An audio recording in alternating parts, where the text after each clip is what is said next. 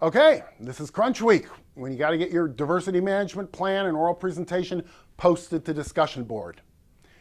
In this week's video lecture, what I'm doing now, I'm going to first talk about the paper, and then the oral presentation, and then I'll address your finals week tasks. The diversity plan and the oral presentation have to be posted to discussion board by Sunday night, December 3rd. Please put the name of your organization as the subject line of the discussion board posting.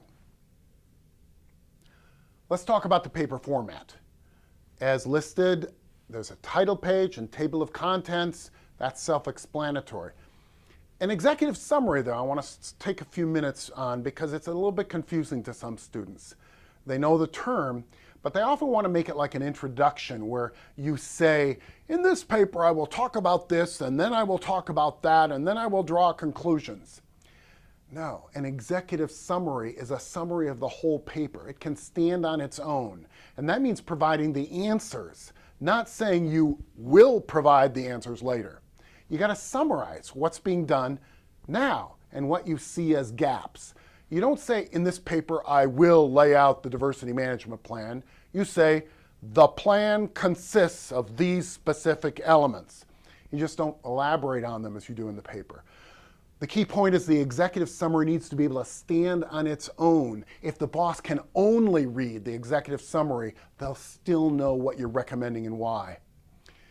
I say in the instructions a half page, but you can go up to a page if necessary. The next one is the introduction to the organization. And it's not introduction to the paper, it's just to the organization. I just want you to briefly note the name, where it's located, summarize its functions, and that's why I only say a half page. Current diversity management practices includes what you have already done in your diversity audit and your conflict management audit. Your diversity plan is going to build on the current policy. Analysis of gaps or shortcomings, 1 page, is where you look at what is done now and give your analysis of what's missing. You may want to bring in research or examples from other organizations. Then comes the meat of your plan.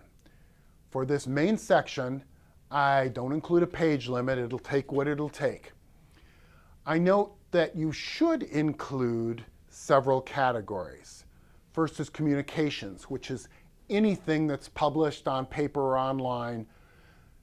This means first what's going to be on signs, posters, websites, social media, policy manuals. Second, besides where it's going to be, it's how they will access the information, how it will be disseminated, how do people get it. And realize this happens over time. It's not just a one-shot process because employees come and go.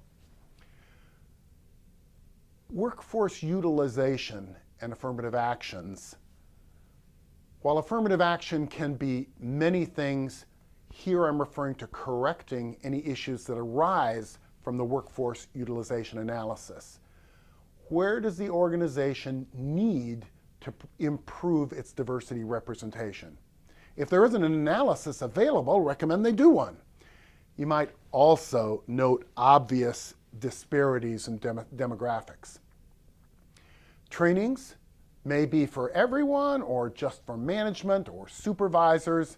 What kinds of trainings are necessary? How often should they occur? Who's going to take them? Are they mandatory or optional? All these are part of it. Conflict management should address how the organization deals with diversity conflict. It may be part of the general grievance system, or it may be something separate. Note that grievances are generally individual.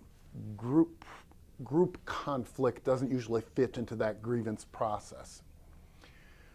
I also included other activities or policy actions for you to put in anything else that you want in your plan. Meetings or gatherings or policies or anything else. And then the appendices section is for any support material you have, including your bibliography or references. And in this part of the description of the plan where you're selling the plan, include references to research, the law, and other organizational policies to give legitimacy to your recommendations.